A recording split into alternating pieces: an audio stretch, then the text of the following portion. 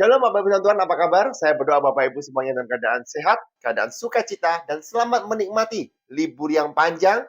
Dan biarlah setiap kita menikmati berkat Tuhan yang tidak pernah berkesudahan. Ya Bapak Ibu, kita akan masuk dengan tema yang baru, yaitu transformasi keraguan-raguan menjadi kepercayaan yang kokoh. Nah, ini kita masih berbicara pasca atau pasca kebangkitan Yesus. Dan saya percaya Bapak Ibu melalui seri khotbah ini, setiap keraguan-raguan yang Bapak Ibu miliki ya akan menjadi sebuah kepercayaan yang kokoh. Karena saya percaya bahwa manusia bisa mengalami keraguan-raguan, orang Kristen bisa mengalami keraguan-raguan, tetapi biarlah keraguan-raguan itu tidak menghancurkan kita, tetapi justru membuat setiap kita bertumbuh di dalam iman kepada Kristus Yesus. Nah, mari kita berdoa bersama-sama. Tuhan yang mengucap syukur atas segala kebaikan-Mu dalam kehidupan kami. Hari ini kami ada sebagaimana kami ada, itu semua karena penyertaan-Mu Tuhan. Bahkan hari ini Tuhan kami dapat menikmati libur yang panjang, long weekend. Kami percaya Tuhan, di saat kami bertemu dengan keluarga kami, di saat kami bersama-sama dengan anak kami, dengan orang tua kami, setiap kami dapat diubahkan, setiap kami dapat menjadi berkat, setiap kami dapat menjadi garam dan terang untuk kemuliaan nama-Mu. Terima kasih Tuhan, urapi hamba-Mu yang akan menyampaikan firman-Mu di dalam nama Tuhan Yesus. Haleluya.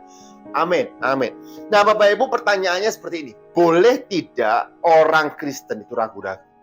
Ya, boleh nggak sih? Menurut Bapak Ibu, boleh tidak orang Kristen ragu-ragu? Nah, saya pastikan Bapak Ibu bahwa orang Kristen itu bisa ragu-ragu. Pada suatu hari, Bapak Ibu dalam Tuhan, saya pergi bersama dengan istri saya ke Bali. Nah, saya naik ke sebuah pesawat, ya semua berjalan dengan baik. Pada saat saya pulang dari Bali ke kota Surabaya, ya sudah perjalanannya delay, ya lalu tiba-tiba pada saat saya mau take off, ya pesawat itu mau take off, mundur ke belakang, tiba-tiba mesinnya mati. Nah, pada saat mesinnya mati, Bapak Ibu, istri saya nangis, Bapak Ibu. Kenapa? Karena dia tidak mau untuk naik pesawat itu. Ya kalau matinya di bawah aman lah, kalau matinya di atas kan jadi panik Bapak Ibu ya. Nah, saya berkata, saya berusaha untuk ayo udahlah naik aja. Tapi saya pun mengalami keraguan-raguan. Akhirnya saya memutuskan untuk oke, ya kita tambah 1 hari lagi di Bali, lalu kita berangkat. Ya besoknya. Nah, apa sih dari cerita di sini Bapak Ibu? Saya seorang pendeta, istri saya seorang worship leader juga. Kita rutin membaca Alkitab, tetapi kita juga masih mengalami keraguan-raguan. Tapi satu hal yang hari ini saya mau sampaikan Bapak Ibu, bahwa orang percaya bisa saja ragu-ragu. Ya, bahkan orang percaya boleh ragu-ragu, saya katakan. Tetapi jangan biarkan keraguan-raguanmu menguasai hidupmu. Yang percaya katakan amin. Ragu-ragu yang menguasai hidup itu bagaimana ya? Engkau takut melangkah. Ya, engkau mempertanyakan bagaimana Tuhan itu baik atau tidak. Apakah aku bisa? Apakah aku disayang Tuhan? Apakah aku dicintai Tuhan? Apakah aku diberkati Tuhan? Nah, itu perasaan ragu-ragu yang menghantui. Tetapi kalau hanya ragu-ragu, ya buatlah keraguan-raguan itu untuk membuat kita maju.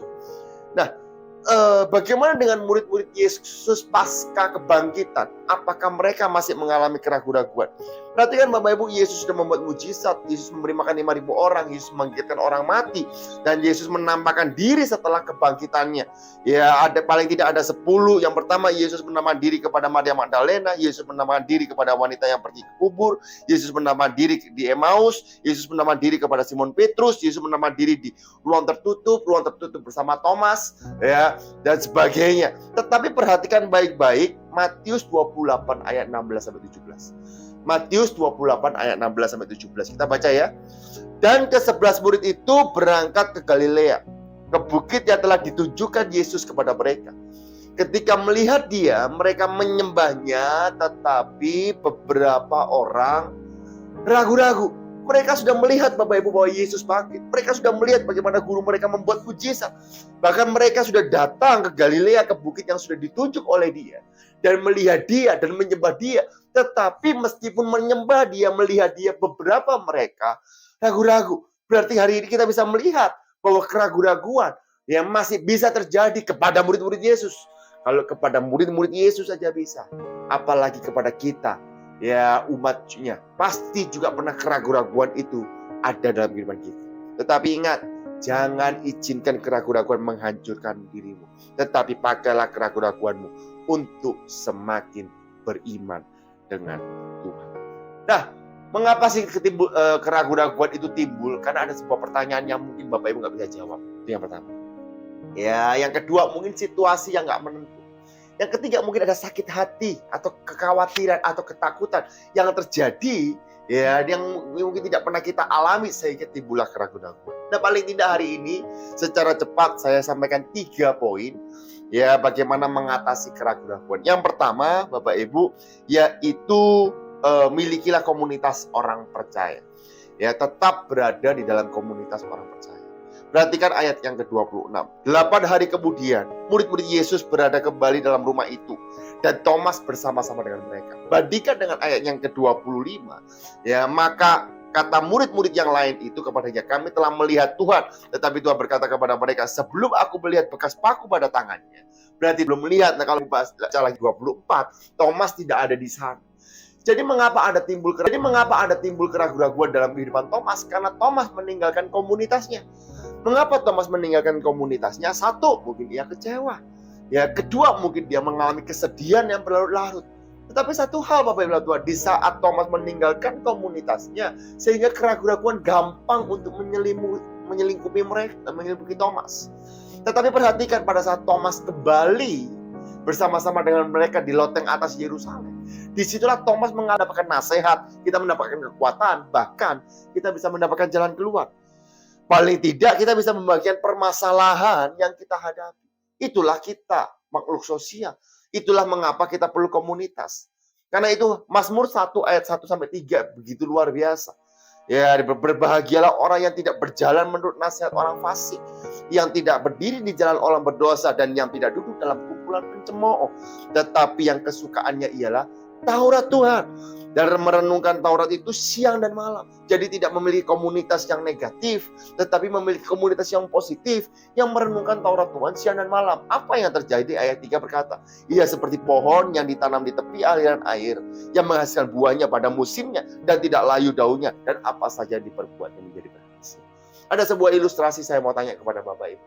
Kalau ada satu monyet dikumpulkan dengan 1000 sapi, ya, satu monyet dikumpulkan dengan 1000 sapi, kira-kira monyetnya jadi apa? Ya, saya tanyakan ini ke jemaat saya bilang ya monyetnya jadi sapi. Wah, kalau monyetnya jadi sapi, lebih baik kita beli monyet, kita jadiin sapi semua Bapak Ibu ya. Nah, monyet tetaplah monyet. Tetapi kalau saya tanya satu pendeta dikumpulkan dengan 100 perokok berat, ya, saya percaya Bapak Ibu pendetanya akan menjadi seorang perokok. Ya, karena manusia gampang sekali tertular hal-hal ya, baik yang positif maupun yang negatif. Karena itu kita perlu komunitas positif.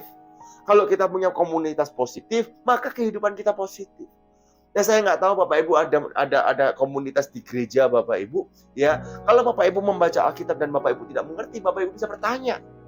Ya, kepada pemimpin rohani, kepada gembala sidang, ya entah itu by email, by WA, untuk apa? Untuk supaya kita mengerti, supaya keraguan-keraguan itu terjawab. Ya, jadi yang pertama adalah tetap berada dalam komunitas orang percaya. Yang kedua, Yesus tetap berinisiatif untuk mendatangi engkau meskipun engkau ragu-ragu. Lihat Thomas Bapak Ibu. Ya, meskipun dia ragu-ragu, lalu pintu semua terkunci, tapi Tuhan datang. Ia berdiri di tengah-tengah mereka dan berkata, damai sejahtera bagi. Tuhan gak marah. Thomas, kamu itu udah ikut aku, kok gak percaya? Kurang gak bukti? Enggak Bapak Ibu. Dia berkata, damai sejahtera bagi. Nah Bapak Ibu, ini membuktikan Bapak Ibu bahwa dia Tuhan yang sangat baik. Dia Tuhan yang setia. Ya, bahkan di Alkitab mengatakan meskipun kita tidak setia, dia tetap Tuhan yang setia. Ya, mungkin kita ragu-ragu, mungkin kita takut, mungkin kita mengecewakan, mungkin kita sudah undur daripada Tuhan. Tapi saya mau beritahu, dia Tuhan yang mendatangi engkau hari ini dan berkata damai sejahtera bagi. Ya, dia datang, izinkan dia. Ini nanti poin yang ketiga Bapak Ibu. Izinkan dia yang datang dalam hatimu. Ya, untuk apa? Untuk menjawab keraguan-keraguan dalam hidup. Karena saya percaya Bapak Ibu, kalau firman Tuhan menjawab keraguan-keraguanmu, maka bukan hanya keraguan-keraguanmu itu hilang atau terjawab, tetapi imanmu diperkuat, imanmu diperkokoh, ya, kepercayaanmu diperkokoh. Karena saya percaya bahwa sebuah keraguan-keraguan bukanlah berarti tidak percaya, tetapi sebuah perjalanan untuk kita dapat percaya lebih kuat lagi. Ingat, perjalanan bukanlah sebuah tujuan. Iman bukanlah sebuah tujuan. Iman adalah sebuah perjalanan. Ya, jadi di tengah-tengah perjalanan iman kita, mungkin kita mengalami keraguan, mungkin kita mengalami masalah, mungkin kita mengalami ujian, mungkin kita mengalami kepanikan. Tetapi itulah sebuah perjalanan. Ya, dan biarlah engkau terus berjalan di dalam iman. Dan engkau akan melihat sesuatu yang Tuhan siapkan bagi kita semua umat pilihannya. Tuhan nyatakan yang percayakan. Karena itu bukan merasa bahwa kalau aku ragu-ragu, Tuhan jauh dari aku. Tuhan langsung menolak aku. No. Ya, Tuhan tetap dekat kepada orang yang mungkin seperti Bapak Ibu dan saya yang pernah dan bisa juga ragu-ragu. Dan yang ketiga, yang tadi saya sudah sampaikan, izinkan Tuhan menjawab keraguan-keraguan. Ya, terkadang orang ragu-ragu itu keras kepala. Dia tidak mau dinasehati. Ya, saking kerasnya dia nggak mau dinasehati, dia maunya seenaknya sendiri. Jadi di saat diberikan nasihat oleh Alkitab dan sebagainya, dia bilang, enggak, ini bukan buat aku, ini buat temanku. No, Bapak Ibu. Ya, biarlah firman Tuhan itu menegur setiap kita individu. Ya, firman itu buat kita, bukan buat orang lain. Ya, kita tidak bisa mengubah kehidupan orang lain, tapi kita bisa mengubah kehidupan kita. Kalau kita bisa mengubah kehidupan kita, maka sekeliling kita pun akan berubah. Ya, karena itu Bapak Ibu izinkan Tuhan. Perhatikan, ya Yohanes 20 ayat 27 berkata seperti ini. Kemudian dia berkata kepada Thomas, taruhlah jarimu di sini dan lihatlah tanganku, ulurkanlah tanganmu dan cucukkanlah ke dalam lambungku dan jangan engkau tidak percaya lagi, melainkan percayalah. Thomas menjawab dia, ya Tuhan dan Allah. Langsung seketika itu juga percaya, ya Tuhan, Allah. Seketika Thomas membuka hati dan mengklaim, ya Tuhan, ya Allahku. Dia mengucapkan firman.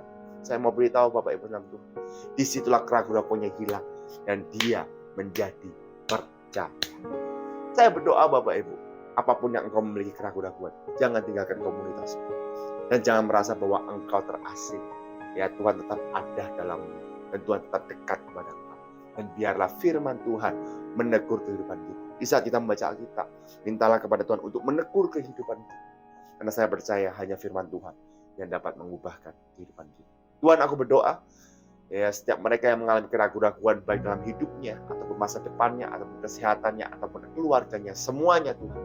Biarlah hari ini, melalui kebenaran firman-Mu ini, melalui kebangkitan-Mu ini Tuhan, kami belajar bahwa Engkau sudah bangkit menjawab setiap keraguan kita. Sehingga kami percaya di dalam Engkau pasti ada kepastian. Terima kasih Tuhan. Di dalam nama Tuhan Yesus, Engkau berkati Tuhan.